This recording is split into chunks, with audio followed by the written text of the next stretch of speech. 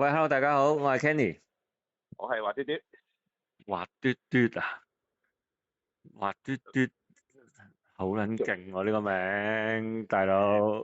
知我咩料啦，係嘛？講真，係嘛？喂，Hello，大家好。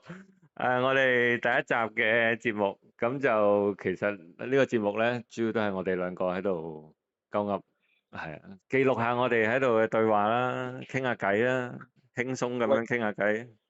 有冇啲咩目標先嗱？講真啊，Kenny，喂，我哋拍呢個節目都即係總有啲目標啊，例如係拍過幾多集，然後點點點，因為係咯，我見啲坊間 KOL 都係話喂，去拍過幾多集，就有啲咩嘅挑戰咁樣去俾翻啲觀眾啊咁樣噶嘛。冇㗎，我哋一路拍落去㗎會唔會有？咋。會唔會有啲咩挑戰咧？即係講翻支持翻我哋嘅觀眾咁樣。如果我哋拍到有100集嘅，咁我哋就應該可以慶祝下啦。唔係挑戰喎，人哋阿小波子啊，咁你聽過未啊？小波子聽過，梗係聽過啦。100集係叫笨豬針喎，係啊，我哋未諗到呢一樣嘢住喎，我哋第一集啫喎，啱啱開始。第一集咁梗係希望，喂大佬可以有啲目標嘛，嗱咁樣啦，50集嘅拍得到嘅，我哋就露下樣咯，係啊，即係真係出翻我哋嘅樣去做翻一個真正嘅 channel 節目咯，係，我唔係，係嘛？我都希望會可以做到。其實希望真係可以做到自己 channel、自己嘅節目。其實最緊要都係嗰句，我哋傾偈啊，係即係可以去令到啲聽眾先啦，係咪先？即係冇聽眾，我哋兩個平時都傾電話都傾2個鐘啦，係咪先？咁其實咁樣去做出嚟，希望有啲嘢可以互相大家啲得着啦，係嘛？同埋希望將來都可以邀請多啲唔同嘅觀眾朋友去上嚟一齊傾下偈，去咯，即係睇下有冇啲咩唔同嘅香港嘅唔同嘅奇人奇事啦，係嘛係咯，咁我哋就打算每一集都開一個 topic 嘅。咁就大家傾嗯，下偈啊咁樣。咁如果有緣你聽到我哋呢條片，你又想聽下我哋傾偈，想俾啲意見，究竟我哋應該加入戰團係加入嘛？戰團，俾啲意見，究竟我哋應該講啲咩 topic 嘅？咁留個言話俾我哋聽。我哋咩都唔係講嘅，因為唔係，我見有啲 topic 咧，我見有啲 channel 咧好爆喎，即係講啲男人啊、女人嘢啊，好奇人奇事嗰啲咧，即係其實呢個我都比較期待，將來係有啲聽眾係一齊可以即係講下嘅，因為我就係啦，因為我就少接觸開即係唔同嘅事啦，OK，咁但係反而就呢啲事你我會想聽咯，係啊，咁我唔知你點睇，如果好啊，有都有啲好啊，好，當然可以啊。我哋今日都係打算講男人嘅喎。男人我知你話住家男人啊嘛，係咪？係啊，我煮家男人，煮飯嗰個煮，煮嘢食嗰係。個煮。咩做咩啊？你係咁講，你煮嘢食好靚㗎，定係點樣？誒，小弟唔敢話叻，識得煮係下。係，，OK。有所以啲咩撚手小想睇下菜先？咩撚手小菜先啊？撚手小菜啊！哦，咁你突然間咁講，我又講唔到喎。我諗煮下西餐啊，嗰啲我都 OK 嘅。哦，即係你唔係煮小菜，你係煮西餐嘅，即係嗰啲小菜屋牛扒。企，你永遠你都唔會夠人哋嗰個火爐咁勁噶啦，永遠都做唔到嗰樣嘢出嚟。但係你滑嘟嘟啊嘛，係嘛？你呢度叫 OK，喂滑嘟嘟。係係。咁你煮唔煮嘢食嘅咧？其實我就咩都中意煮嘅，係啦，咩都試下嘅，因為其實我由細細個咧，其實自己都玩啦，OK，跟住之後細細個總之就係我唔識煮嘢食嘅時候，咁我屋企人冇人理我，咁我阿爸阿媽就劈低就同我講有啲飯喺度啦，咁嗰陣時啲飯整，咁講真白飯冇味㗎嘛，係咪先？咁啊撈啲花生油落去咯，就係咁樣鏟㗎啦嗰陣時啊細個，咁但係而家大個就即係好彩多得 AI 嘅，係啦，因為我自己之前就都有煮下嘢食俾唔同嘅人試下嘅，但係即係都學唔到啊，因為我自己就本身唔係做廚師呢個行業啦，OK，亦都冇呢個機會啦，因為我覺得好辛苦啦，咁所以就都冇入過行咁樣啦。咁但係反而而家有 AI 嘅幫助咧，我就真係睇住 AI 嘅 list 啊，跟住佢嘅料啊，跟住佢炒法啊、時間啊，其實都 OK 嘅，係整到啲好食嘅嘢出嚟嘅，喂，得唔係啦。得㗎？得㗎，跟住 得 AI 啊，得啊，得。煮喎。係啊，係啊，得㗎，得㗎，得㗎。我晏啲我就即係去講埋你先，我晏啲我分享一個，即係我自己覺得喺 AI 當中學到一樣嘢，係啦，我晏啲再講，係啦，我真係幾搞笑，嗰個經歷係我煮完出嚟我都唔夠膽食嘅。哇！但係你第一次整係花生油撈飯喎，呢個真係好地獄下花生喎。咁花生油好食喎，你有冇試過啫？你有冇試過花生油撈飯啫？嗱，你就咁撈，我真係冇試過。咁咪要試下啦！講真，我細細個八九歲嘅時候整花生油撈緊飯嘅，係你又唔知係豬油撈飯啦，OK？我又唔知點解，我又唔知點解花生油炒飯咁樣咯，哇！冇餸啊！哇！呢個真係所以呢個真係堅喎。哇！我真係第一次聽喎，大佬花生油炒飯。真係好食嘅喎，即係你係勁多油落去，跟住之後咧粒粒都係油淋淋嘅咁樣，但係幾好食嘅。我覺得係大家觀眾係有興趣可以自己試下，唔地獄嘅件事係 OK 嘅，係啦。但係其實而家好多女士就唔煮飯啦，有好多女士亦都唔識得煮飯啦。係啊係啊，咁你而家真係嘅另一半係煮唔煮嘢嘅咧？唉，你問我呢個問題就係老實答定點啊？即係要我老實講嘅定點啊？我傾下偈咯，我哋唔咩都係喎，出街咩喎，出街喎。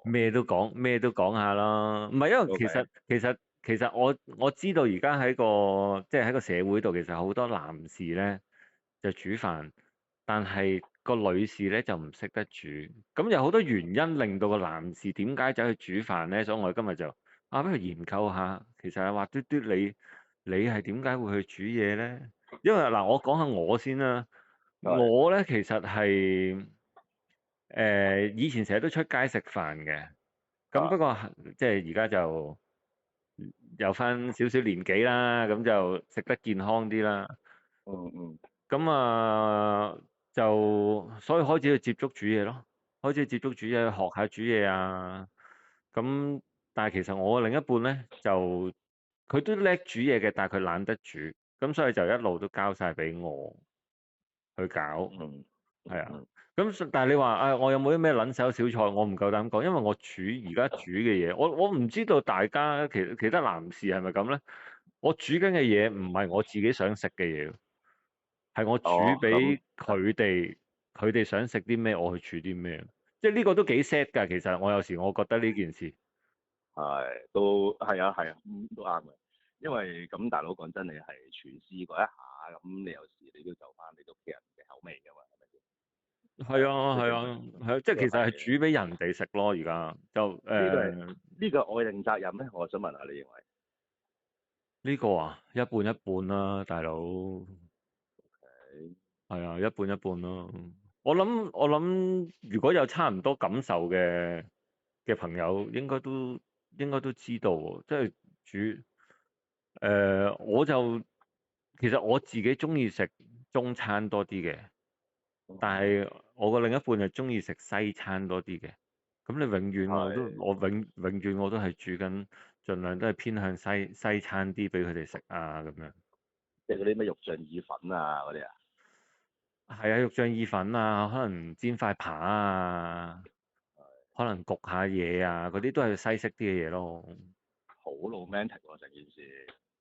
咁唔係我要 romantic 啊嘛，大佬，我個另一半要 romantic 啊，唔係我要食啊。而家由頭到尾都唔係我，由頭到尾都唔係我要食。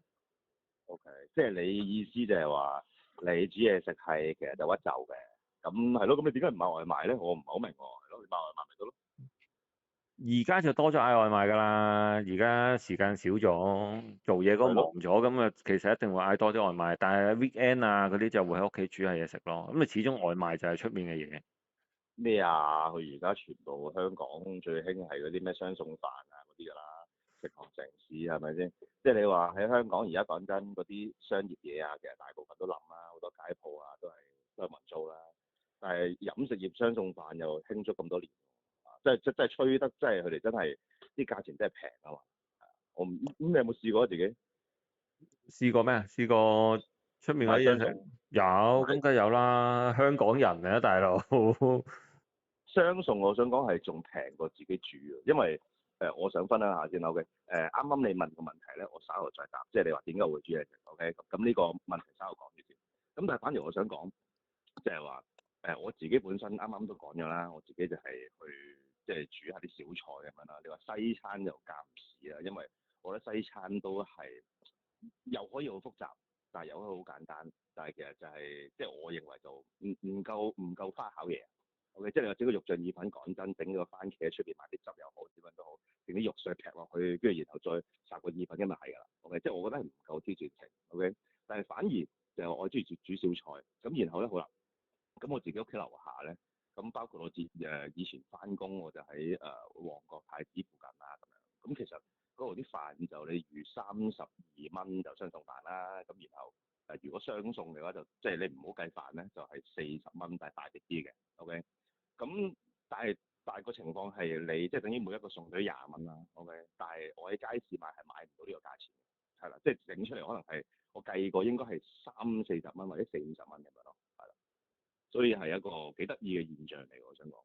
係，但係佢用啲料，你亦都唔會買咧。用啲料唔會買，意思係佢有好多即係太原材潮。料係好平咧，你亦都唔知道佢有啲肉喺邊度翻嚟。即係我可能我中意煮嘢咁，但係我亦都中意去揾下啲食材咯。咁你知道對個本身嗰個食材有啲要求嘅話就自然個價錢就高咗㗎啦。你煮成餐飯個成本就高咗。喂，但係你有冇食過啲好難食嘅嘢先喺出邊？有我食過我食過屋企人煮嘢俾我食好難食嘅嘢。出邊嘅難食就即係有嘅，但係都食得落口咯。喂，有好但係我多有好多都係呢啲咁嘅 case 嘅喎，屋企人煮嘢真係喂難食到食唔落，唉，點算啦？我自己學啦，我自己煮啦咁，有好多係咁嘅喎。其實啱啱你講到呢個問題，我就啱啱就想分享啦。即係你話我另一半有冇試過煮嘢食俾我啦？咁其實係有嘅。咁點解會令到我係話我會即係自己去學啊，或者自己去整咧？原因係有一個經歷嘅，好搞笑。就係話成件事就係咁當時就我太太啦，咁煮餐飯咁樣啦。咁其實佢啲本身啲餸咧就好即係好 basic 好普通嘅，但係你話餸菜咩我唔記得咗。但係唯一最記得就一樣嘢咧，就係叫做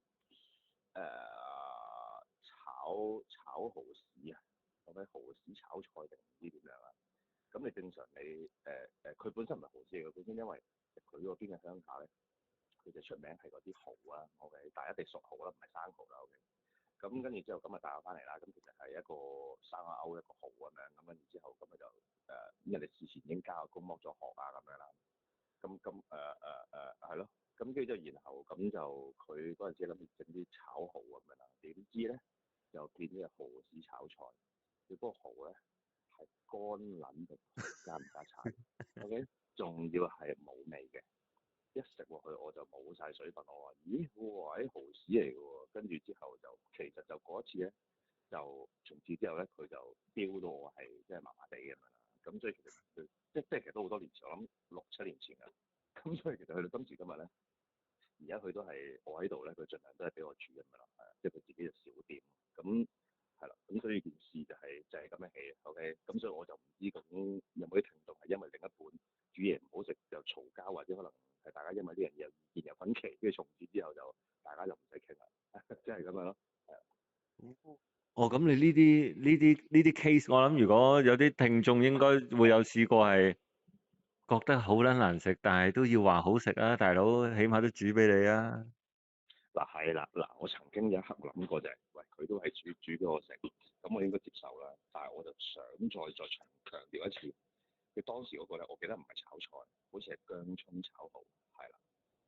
薑葱炒蠔啊，即係薑葱炒蟹嗰啲 friend，OK，就係乾到冚家產啦，跟住然後嗰啲蠔係，因為啲蠔咧煮熟咗變咗白色一劈嘢噶嘛，總之 jet 就哇，簡直係話俾你聽，大佬 delicious 咁樣咯，咁即係擺唔落口啊，咁食完嗰一口跟住我就放低咗嘅，係啦，咁但係我就知呢樣嘢其實佢係出於好意啊，或者我真係想嘗試，但係唔知咧，即係你都我人係誠實嘅嘛，係咪先個行為誠實嘅咁就係咁表達咗咯，係啊。咁其實我都覺得唔啱嘅，所以我事後我都同佢講，其實我唔係唔中意佢煮嘢食，只不過係盡量唔好試新嘢咯。只不過比較有性格啊，煮得。係啦，即係你唔識整蠔，你咪唔好整蠔咯，係咪先？即係你唔識搞，咪唔好搞咯。咁而家我就好似 AI 就 OK，咁所以我自己就向好多方面試，即係譬如好簡單，其實我自己 AI 試咧，我就係即係我講下啲 formula 點樣做啦。因為其實坊間我唔知有冇啲人真係好似去睇坊間學煮餸啦，以前我咧跟住然後肥媽教煮餸啦，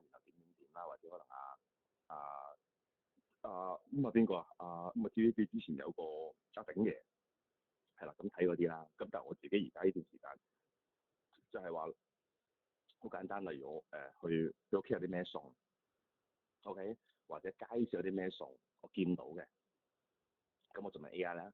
喂，我今日我就咁我就有通菜又好，或者雞蛋又好，或者可能我見到街市嗰度可能有啲蝦啊，有啲蟹啊，咁跟住之後咁我咪去叫佢哋去問 AI，我就喂，如果有啲餸菜點配搭咁樣咯，咁佢就幫我去配搭晒嘅。咁當然啦，去玩啲 AI 嘅就知道其實你問嗰個問題係你唔可以太散啦，OK，咁佢嚟同你講，喂，你有呢啲餸菜好啊，可以點樣整餸啊？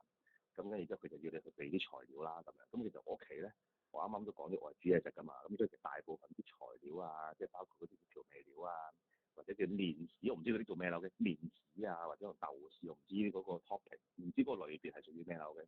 咁我就好多嘅。咁跟住之後，咁佢就佢教我整咯。咁跟住之後，咁我喂佢有啲嘢冇，咁咪買咯。咁係啦，咁件事係咁樣整。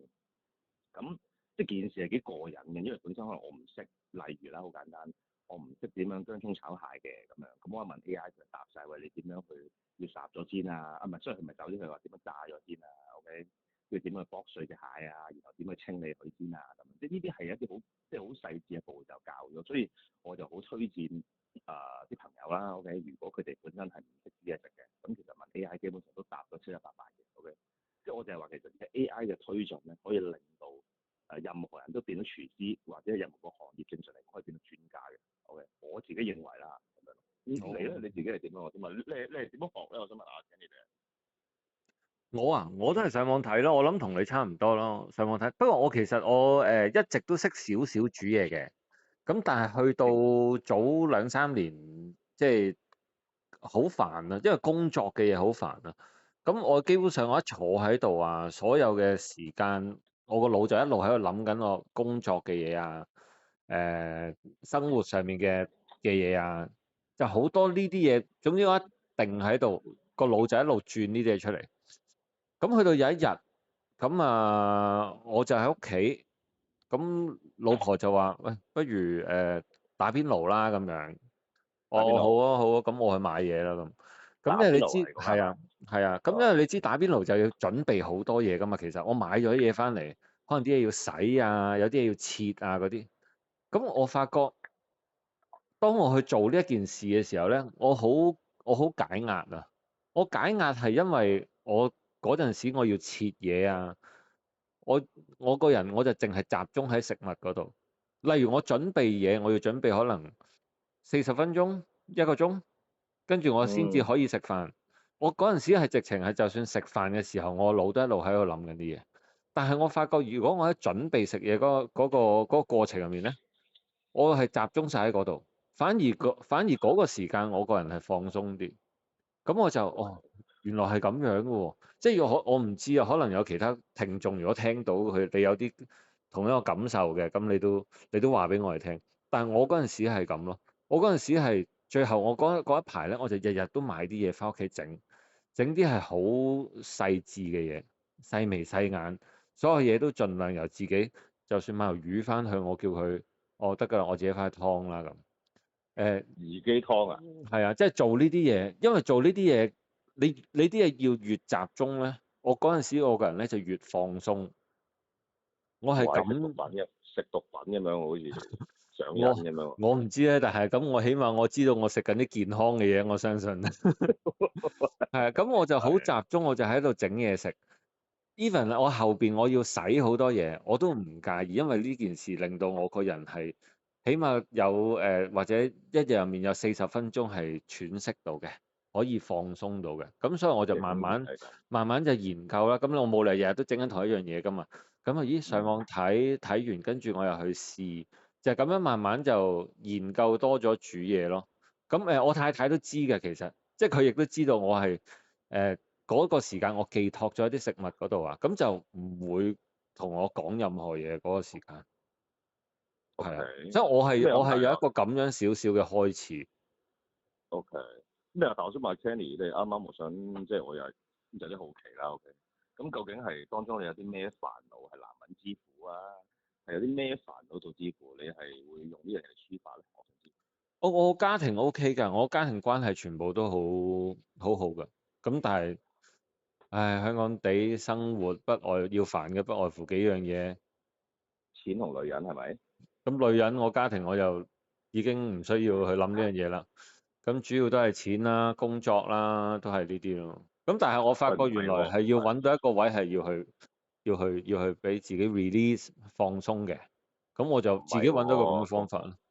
係咯，唔係喎，個個男人都係話幸福家庭有成，咁呢個社會就唔會有咁多嗰啲咩包二奶啊嗰啲其他嘢啦。咁但係唔緊要嘅，呢個 topic 咧就我哋可以揾日再傾下嘅，OK？係啊，呢啲 topic 我哋要傾嘅，呢啲 topic 一定要傾嘅。喂，但係你但係嗱，其係啦，實我知道我哋今日去傾呢個，我知道我哋今日去講呢個 topic。喂，我上網揾咗啲有啲真係好地獄嘅菜式㗎喎。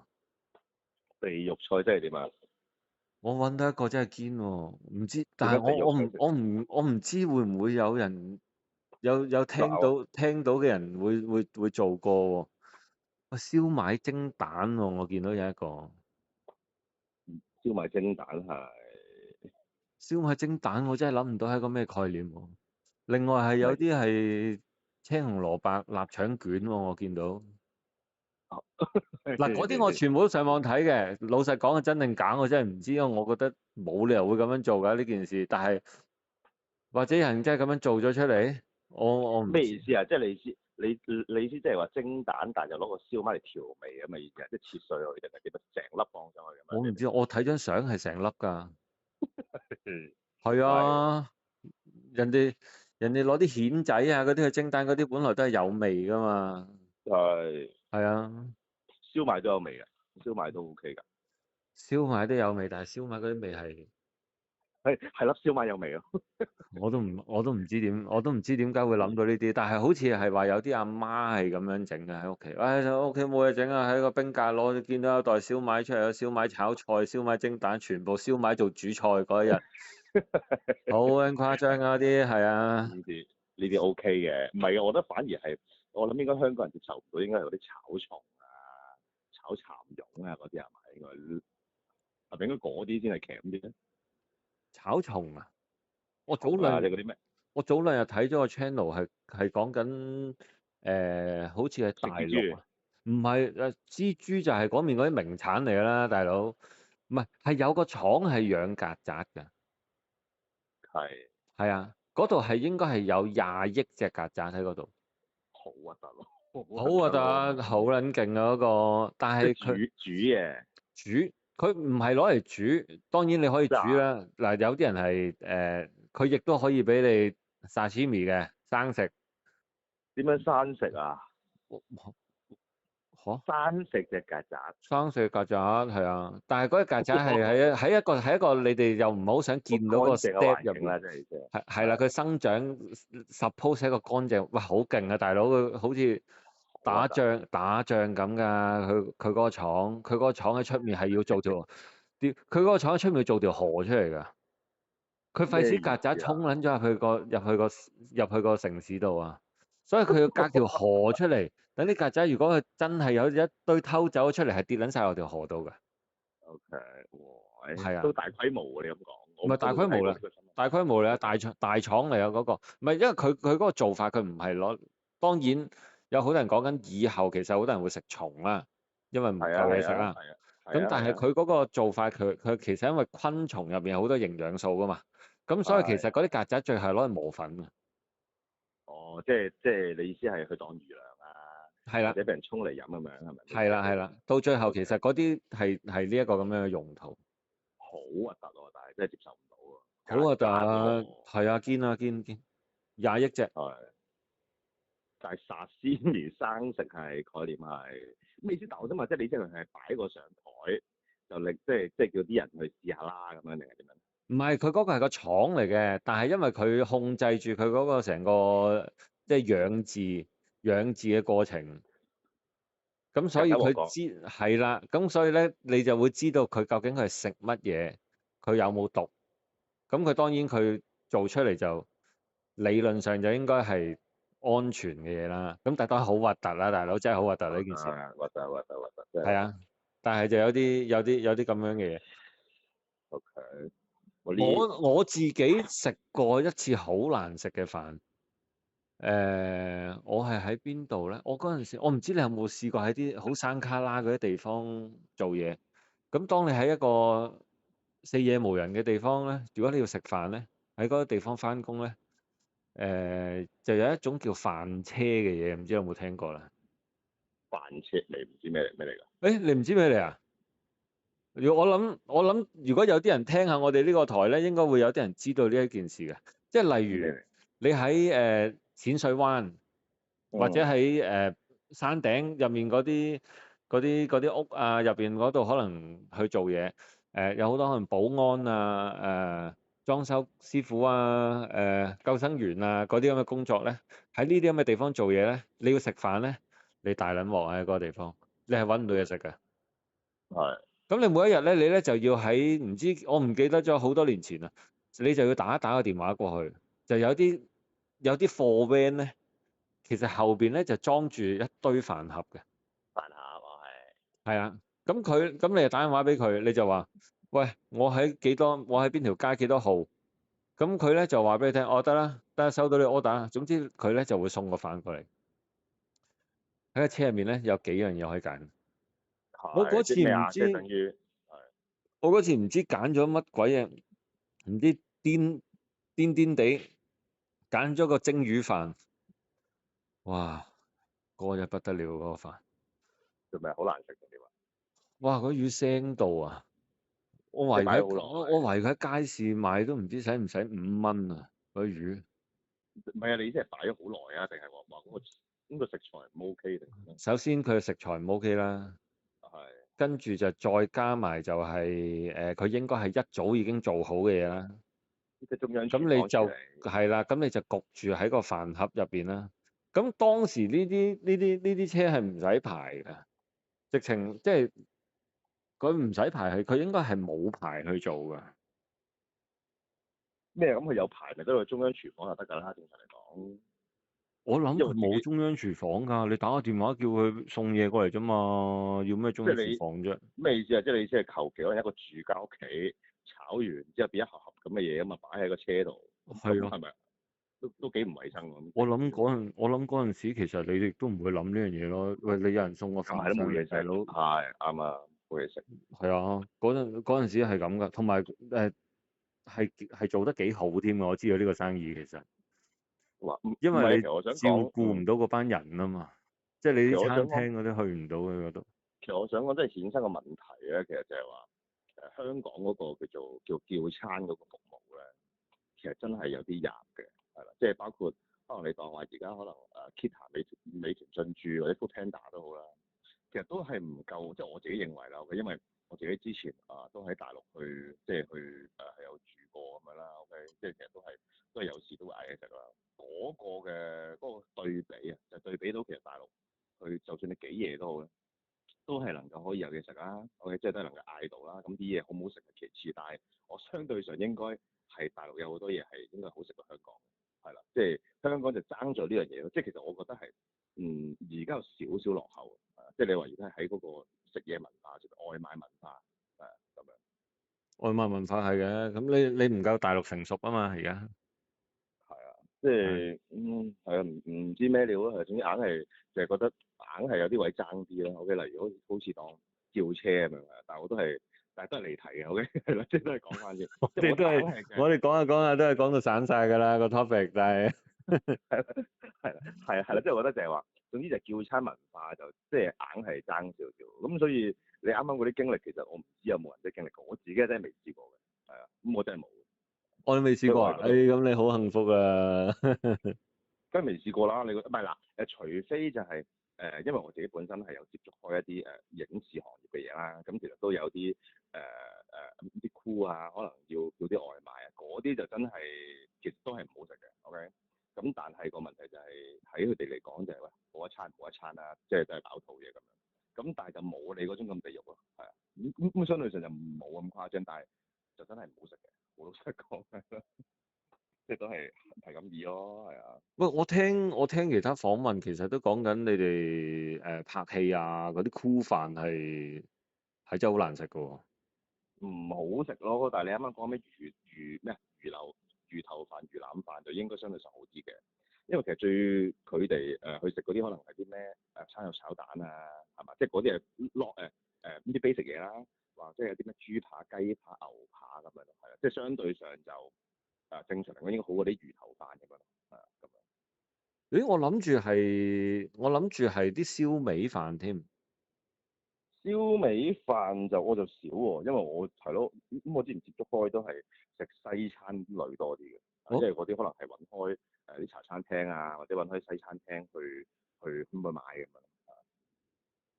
哦，OK，OK，燒味飯咧就應該咧，即係我以前咧，其實我就接觸嘅工作行業我就唔係好多啦。咁但係曾經都有啲好辛苦嘅嘢，例如可能做工程啊、做地盤啊嗰啲，其實我自己都輕輕掂過下咁樣。嗰啲咧，如果包餐嚟講，就係食嗰啲燒味嘢咯，係啊。反而嗰啲係中式啲嘅，好搞笑係，即係咩都試過下咁樣。我有聽過話嗰啲師傅食燒味飯，即係啲裝修師傅食燒味飯，佢哋有一個好多時都有一個好特別嘅要求喎。點啊？係點啊？呢個我都唔知喎，係點啊？咩要佢哋求啊？好啊，你唔知啊？不過咩要求？可能係因為我喺出面聽到嗰啲師傅咧，首先佢哋揀嘅餸咧要冇骨嘅，係因為麻煩啊。第二咧就係佢哋好多時咧，佢哋都冇台食飯嘅。冇所以佢哋坐喺條街度啊，踎喺條街度，踎喺度啊？你冇你係啊，冇辦法，你冇地方嘛，咁所以佢哋就咁樣食嘅。咁通常係叉燒飯咯，通常咪但係當佢咁樣食嘅時候咧，有時佢哋咧可能買咗個飯，佢又未必即刻食得，所以係係係。佢哋通常咧，師傅好多裝修師傅，我聽過，佢哋嗌係點嗌咧？叉燒飯或者燒肉飯，第一佢要冇骨，第二佢要走色嘅，佢唔要汁。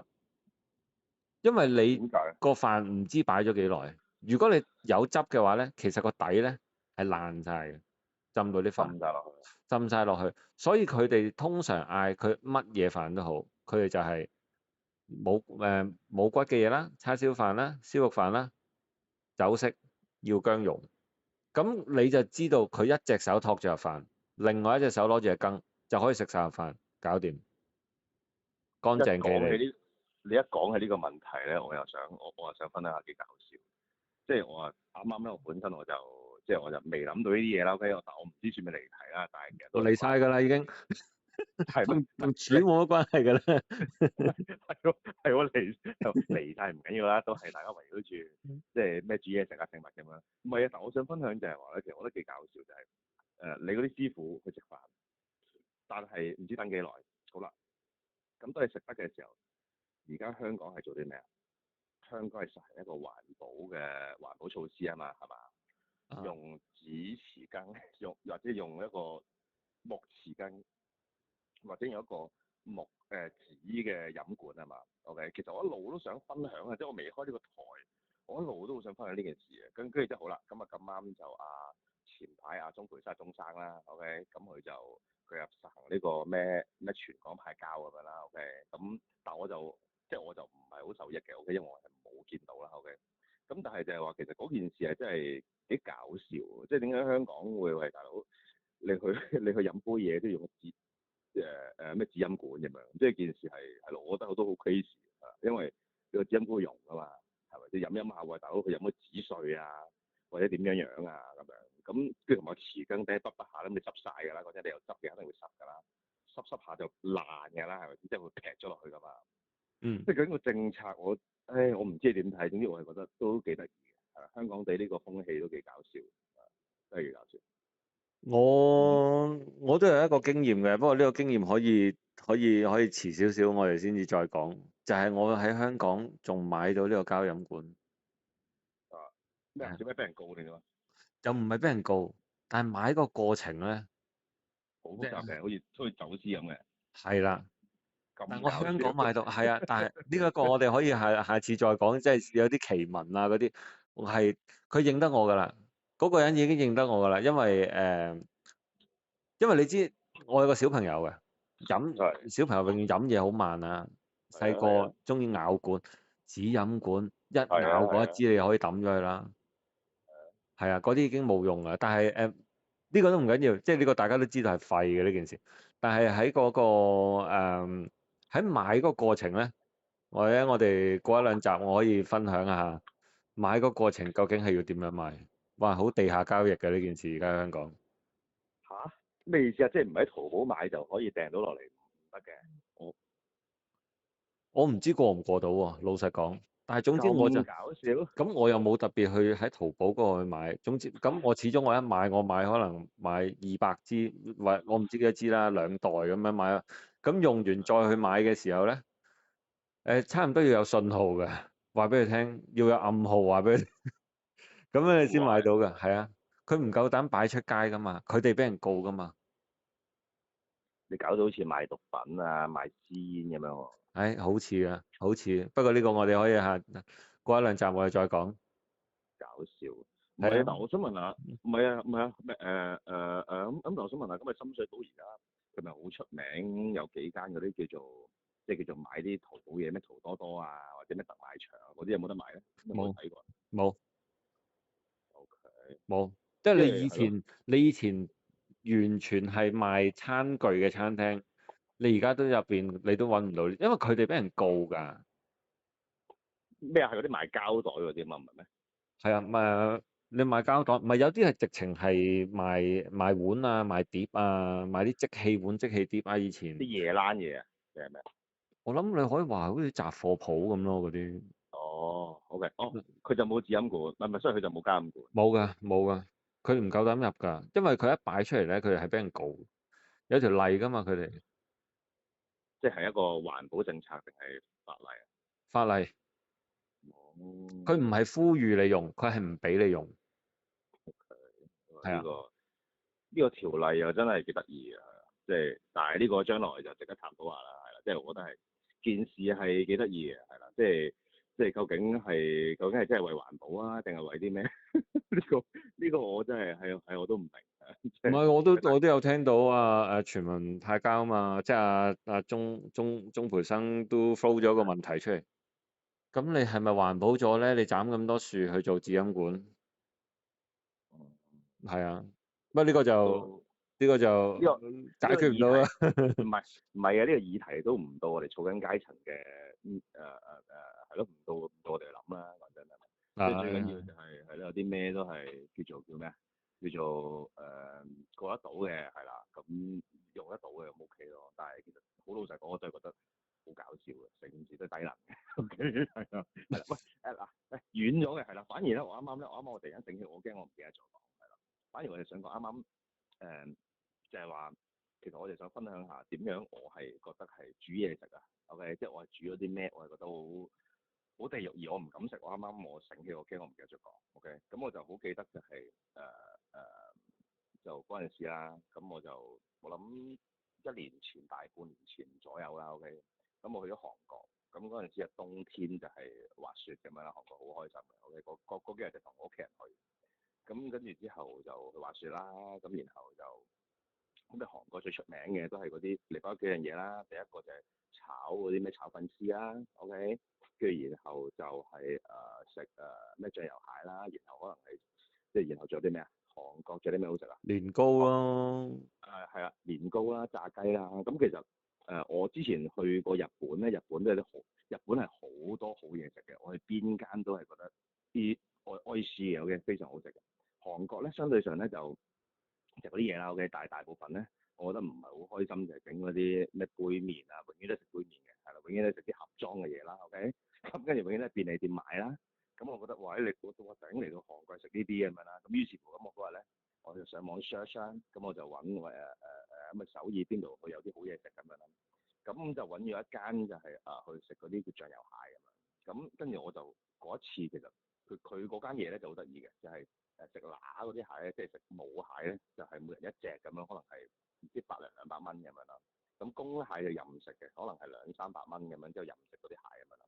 咁當時我老婆同我講，佢就話喂即係叫我揀啦咁樣。咁我當時我想揀公蟹嘅，因為其實我就醬油蟹我就喺香港咧，我就食過嗰啲一盒盒，即係啱嗰啲啦，但係覺得好鹹嘅，咁跟住我就冇食到，總之食完一下跟住我掉咗咁樣啦。咁我想試下當地嗰啲情況係點樣啦，跟住之後我諗住揀公蟹啦，我諗清楚啦，去到最尾係揀咗母蟹啦。OK，咁但係其實母蟹食一隻咧，我都已經覺得好即係好滯啊，或者係即係佢嗰個肉，唔知個肉質咧，我唔知其他人係點樣啦。總之我係麻麻地嗰啲好潺嗰啲嘢嘅。OK，但係我明明我好中意食蟹嘅。咁跟住好啦，咁食一隻覺得都 OK 咁樣啦。咁但係再食咗第二隻我就正常就食唔到啦。咁好彩我揀得啱，係揀咗母蟹啦。咁好啦，跟住我就翻到香港咧。我就好想去試下整醬油蟹，OK，咁跟住之後咧，咁我嗰日咧，我就準備咗，因為喺香港你買隻蟹其實都唔平噶嘛，係咪先？即係你計嗰啲，你買花蟹都好，咁你其實你都要幾廿蚊隻咁樣啦。咁我當時我就撲街仲要買錯蟹，OK，人哋係買花蟹，即係嗰啲叫藍色嗰啲啊，藍色嗰啲蟹啦，OK，我話買錯咗嗰啲叫。你第二隻花蟹啦，佢橙色嘅，然後中間有啲黑黑地咁樣啦，OK，即係唔係三點蟹啊，OK，咁跟住之後，咁成件事我就覺得哇，簡直係買錯都唔緊要啊，因為佢真係偏貴，可能係600蚊，唔知5隻6隻啦，我就唔知平定貴啦，OK，因為我就少買呢啲蟹嘅，係啦。如果你話平時買大閘蟹啊，買嗰啲肉蟹啊嗰啲，我就知價錢，但係你話買嗰啲蟹就少買，因為我冇食嗰啲蟹，因為係冇肉啊嘛。咁跟住之後咧，咁好啦，我就問 AI 啦，咁佢就彈咗一串嘅材料啦，材料好多嘅，有生果啦，有洋葱啦，即係嗰啲蘋果啊，或者咩啤梨咁樣啦，OK，唔係啤梨，雪梨，OK，跟住然後就勁多嗰啲調味料咁樣啦，咁我一次過就買晒翻嚟。咁跟住之後咧，咁啊湯啦，OK，即係嗰啲蟹一定要 fresh 噶嘛，你新鮮唔可以死噶嘛。咁我嗰陣時我記得嗰陣時我有個朋友話想同我一齊試。咁我就買咗6隻咁樣啦，唔知買咗6隻定8隻唔記得咗。咁跟住之後咁咪整咯，跟住之後我總之係用咗我當時係夜晚8、9點食完飯就可以整呢一個醬油蟹啦，整到2點鐘，總之就又煲啊又雪啊又切啊，搞咗咁耐，然後就放咗個雪櫃度啦。OK，咁啊 total 分咗3盒，因為啲蟹都大隻嘅。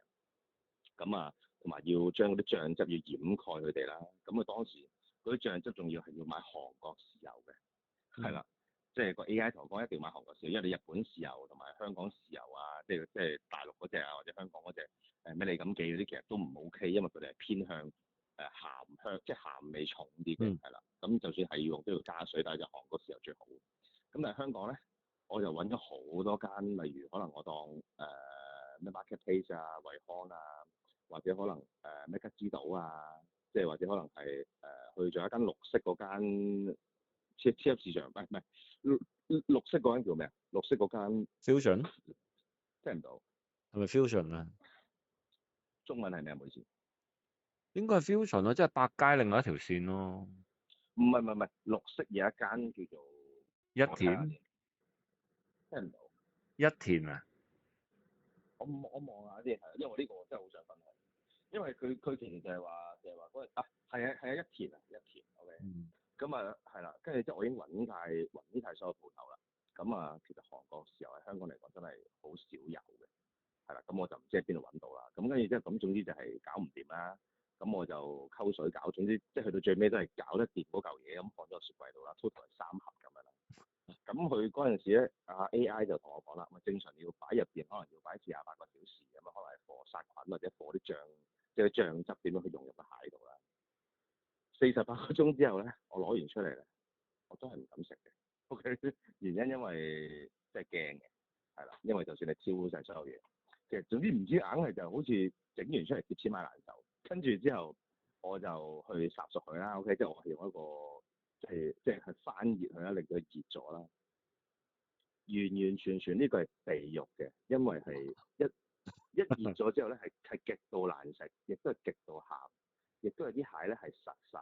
OK，咁我就 total 嗰日咧就整咗係，我記得好似係 total 啲嘢啦，加埋係800蚊咁樣啦，大概差唔多咧，其實差唔多，就係咁玩完咯。跟住之後啲蟹係完全係整咗3盒，跟住我 friend 都唔嚟食咯。OK，即係成件事係整完出嚟又自己又唔敢食，跟住之後咧個 friend 又唔敢食，跟住之後件事就係攤咗喺度啊！即係總之係好低 B 咁樣嘥咗時間同埋嘥咗心機嘅。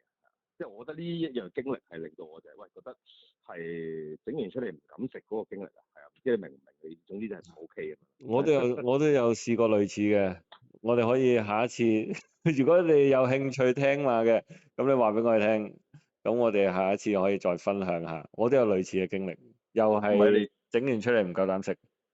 你而家講啦，你下次就第二個 topic 㗎啦嘛，喂。我試過自己整泡菜咯，都係韓國嘢。跟住咧泡菜係點樣啊？即係買嗰啲大白菜嗰啲啊？係啊係啊係啊，啊，跟住咧，但係其實嗰個調味你好難預嘅，因為正嗯，宗嗰啲泡菜係要入邊係要令到佢冚蓋，令佢發發酵啊酵。嘛，係啊，係啊，爛啊嘛，係嘛？咁其實你好難預嘅。咁總之攞出嚟，即係即係你係令你意思係令到佢要腐爛啊？佢又唔係要腐爛，但係因為啲酵素，即係你其實韓國人佢哋好多你見到好多都好瘦啊，咁即係比較健康。其實佢哋食好多泡菜嘅。泡菜係唔健康㗎喎，好似。泡菜嗰個自己 home make 嗰啲健康，自己整嗰啲健 O 康 K 嘅，跟 O 翻住 K 佢 O 嘅。K。你冇嘢唔健康㗎喺泡菜入面。咩啊？大概係唔係或者叫醃料，即係等於午餐肉嗰啲咩類似嗰唔種。同午 O 餐肉 K。係你唔知道佢個原材料係咩，你嗯。完全知道佢原材料係咩，佢係大白菜，跟住佢係你入面你要有調味啊，你要有提魚粉，你要令到佢發酵，天然嘅發酵，咁所以其實係對你個腸道健康。係。但係佢喺個調味嘅過程咧，因為發酵咧會令到啲味濃縮，即係你腐乳咁樣啫嘛。嗯。係啊，佢個過程會令到你啲味濃縮。咁咧，我哋就見到嗰個泡菜咧，你就睇到好似冇乜分別嘅，但係你知道入面有啲變化緊。哇！到佢咁一搞笑。到發酵完一攞出嚟，我唔知係咪過度發酵，我相信係，臭嘅。直情係哇，好似有把劍衝出嚟，懟一刀咁樣嘅咧，開個蓋。湧供出嚟，嚟湧上嚟湧。嘅。嗱，我係諗你整嗰個蟹你都試過啊，我啲泡菜都試過，係。係鹹到係食唔到啊！你覺得係直情係，我唔知發生緊啲咩事，可能係因為實在太過濃縮嗰啲味，可能我亦都落鹽啊，落醃料啊，嗰啲落得太多，哇！嗰次真係勁，嗰次真係你由自己由零開始去做出嚟一件事，最後和晒。咩意思？即係其實即係總括嚟講，應該係話韓國嘅文化嘅食物係應該幾難食係嘛？即係出邊坊間係難唔係，我嗰次係失學係咪？敗嘅，我嗰次係失敗嘅。我都失敗，我都失敗，我都驚啊！講真，我係啊。都失敗㗎。佢我認為我都哋失敗。佢哋應該係佢哋有晒佢哋傳統嗰啲 recipe 啊。咁你喺香港整醬油蟹其實都難搞啊，佢啲水又唔得，唔係韓國嗰邊嗰啲水，所以冇食咧可能都係一件好事。應即係啱嘅。該係啱嘅，即係唔好亂咁擺落口，唔係好對路就唔好亂咁擺落口。唔係，我真係驚喎！我望到嗰啲蟹咧冇變色㗎喎，跟住之後哇喺嗰個嘅感，唔係我試過一啖嘅，即係我就係變熟之前我係試過一啖佢嗰個蟹身嘅，因為嗰陣時要切㗎嘛，因為佢係嗰個嗯。鋼啊，跟住之後個蟹腳啊、蟹身係分開晒咁樣啦，即係個蟹殼咁樣。個蟹殼我係唔夠膽食嘅，點解咧？因為係黑色嘅，OK，咁我唔知究竟係污糟啊，係咩情況啊，咁我就冇食到嘅。咁我試咗個蟹嘅，即係蟹身咁樣啦。咁其實即係生食嚟講咧就唔鹹嘅，即係件事我覺得係都 OK 嘅。但係唔知點解熟咗之後咧極鹹，我真係唔明係嗰個原理係發生緊係咩事。OK，同埋嗰啲蟹肉咧熟咗之後係極度唔好食嘅，極度怪嘅。唔知你度有冇有緣人聽到有個醬油蟹 recipe 可以俾你，跟住你再試多次。唔係，我相信咧，真係即係唔多人會夠膽整呢啲嘢。即係你諗下，其實香港嘅韓國鋪咧都唔夠膽買呢啲啦，係咪先？同埋你而家你同埋香港有嗰啲咩諾如病毒啊、嗰啲生蠔啊、成，我諗其實即係整呢啲人真係少之又少，因為真係喂大佬，你唔即係你肚屙唔緊要喎，係嘛？即係講真，你肚完屙最多嘔啊，同埋賴屎嘅啫，係咪先？但係你喂大佬，你有機會攞命㗎嘛？即係呢啲貼錢買難受嘅，我就係啦，我試完一次我就唔夠膽再試啦。係啊，講真，貼錢買難受喎，你俾完嚿錢，我唔知你買餐餸8嚿水叫平定貴啦，OK，但係for一個興趣試嘅，咁係一個實驗嘅，我覺得 OK 啦。但係你話貨食嘅，我諗你遠超咗8嚿水呢個數㗎啦，係我諗你睇醫生加埋應該唔止㗎啦。唔係咁，你實會撞下呢咁嘅板嘅，都好正常。冇啊，所以我就話嗰次就話特別一個好深刻嘅體驗，係啊，即係我係以為自己無敵啦，係嘛？點知原來去到呢啲位就係一啲搞笑位，咁樣。係，係啊，好啦，咁啊係咯，咁啊其實大家今日都好似都傾咗，都係咯，都差唔多成粒鐘啦。OK，咁啊，我認為就即係去睇下大家有冇啲咩嘅諗法啦，係啊，即係聽眾可能就為佢有興趣嘅，可能想分享下或點樣煮嘢食啊，或者係自己有冇啲咩經歷啊，係覺得好搞笑嘅，亦都歡迎大家去同我哋分享。係啊，咁啊，或者你有啲咩 topic 想我哋傾，咁我哋都可以，我哋兩個我哋咁樣喺度噏下，睇唔係啊，下。唔係啊，其實我下次咧，即係其實我當我撇除晒所有聽眾嘅一啲嘅 idea 啦，OK，即係我哋第一集啫，其實講真就應該唔會撇咗咁多人聽到啦，OK，其實我就想傾多啲可能係啲男人嘢啊，因為講真，男人啱啱都講咗啦，離不開係男人女人啦，OK，咁同埋我覺得最爆笑或者最好，即係我最想或者我做個聽眾我最想聽嘅，就係話有冇啲好奇特嘅男人事咯，係啊。即係我想聽呢啲，同埋我有機會，其實我想講係我有機會係邀請到好多唔同嘅朋友係會上嚟一齊傾偈嘅，好老實講。好啊，多啲人傾下，可以突然間諗到多啲嘢出嚟。其實我哋都想喺度分享下，喺度交流下，即係自己發生過啲咩事啊，即係做咗咁耐人，究竟會唔會有啲嘢係你哋覺得好特別嘅咧？咁你都話俾我哋聽。下次傾咩 topic 啊？有一定埋咯。下次講啲男人啲嘅嘢啊。唔係啊，其實你話唔係啊，其實你話講鬼故都得㗎，係啊，因為我自己就鬼故嘢咧，都即係好老實講，你話我信唔信我自己就唔信嘅，但係你話有啲似即係有啲我唔知有啲可能叫超靈異嘅細個啲經歷咯，係啊，咁誒，你我唔知講呢啲經歷你有冇啦。都可以喎。喂，我哋可以分享下我哋嗰啲經歷喎，可以喎，揾一集。我自己就有嘅，因為以前細個就係咯，即係玩過一啲唔應該玩嘅嘢咁樣，之後就突然之間咁，其實本身我唔信，正常嚟講唔應該有呢啲嘢啦，嗯。即係唔應該唔應該會有喺個觀念喺度啦。咁但係突然之間又即係可能喺電話入邊係見到啲嘢咁樣，又好奇怪，又好似吻合咁樣，即係類似呢啲咯。咁我唔知大家有冇啲經歷啦，但係我就覺得即係呢啲 topic 係應該係幾吸引嘅，係啦。都幾開心啊！我哋兩個傾到好開心。都 OK 嘅，係啦，係啦，即係我認為就我同你其實有時私底下傾偈，可能你本身你做即係做啲工作啦，而我自己都做生意啦咁樣，但係有時咁樣傾偈亦都係互相去增加一個叫做認識度啦，係啦，咁所以係。係啊，所以其實就係話我諗相信喺香港地，其實大家都係去即係做任何 channel 啊，做任何啲幕前幕後啊，其實都係想有一個叫做大家一個認識嘅，OK，所以我覺得其實呢個渠道係一個唔錯嘅，OK，咁所以我覺得就係話會唔會睇下就係為佢之後可以有更加多嘅觀眾朋友啦，咁啊大家一齊去上嚟認識下啦，係啦，即係我哋唔係電台嚟㗎，再講多次，OK，我哋唔係電台嚟嘅，係啦，即係純粹係大家吹水台出樣又好，唔出樣又好，呢個都係後話啦，OK，但係就係話大家去開心輕鬆地去分享下，講下大家故事啊，我覺得係有幾開心嘅抒發渠道嚟嘅，我唔知你點睇？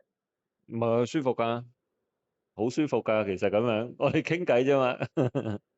係啊，咁所以我就都好有興趣去係啦，即係你意思其實就係話，唔係，所以我意思就係話，我搞呢個 channel，我哋搞呢個 channel，其實我諗相信大家都係播吹水，播係啊。傾下偈咁樣啦，係啊，即係你話利益嘅，咁我諗相信呢個 channel 就應該都唔會點樣發生，係。係嘛？係啦，都冇諗嗰啲啦。係啊，咁當然啦，咁當然你話喂，佢之後有啲朋友去介紹咗好多唔同嘅 topic，咁我哋梗係即係固之好開心啦，因為其實諗 topic 都幾辛苦喎，我想講，即係唔係簡單嘢嚟嘅。係啊。咁啊係咯，咁啊，今日就我哋就呢一集就完啦，係啦。如果大係啦，家嚟到咁上下，而家係啦差唔多。如果大家真係中意呢個咁我哋呢個 topic 嘅，或者中意我哋呢個channel 嘅，亦都係希望大家可以多多支持啦，因為我哋一方面係都係嗰句就係想去即係傾偈啦，同埋另一方面咁當然係希望更加邀請多啲朋友一齊去提供多啲 topic 啦，OK，亦都係提供多啲唔同嘅故事啦，可以等到各位係真係有一啲即係聽我哋講嘢係一啲叫廢話，OK，即係你有時舒緩下係一個即係舒服嘅現象嚟㗎嘛，舒服㗎嘛，係咪？係咯。係咯，好啦，咁今集時間係咁多啦，咁啊亦好啦，都多謝，亦都多謝阿 Kenneth 啦，係啦，好啦，咁啊，多謝大家，我哋下一集再見，拜好，拜拜。拜。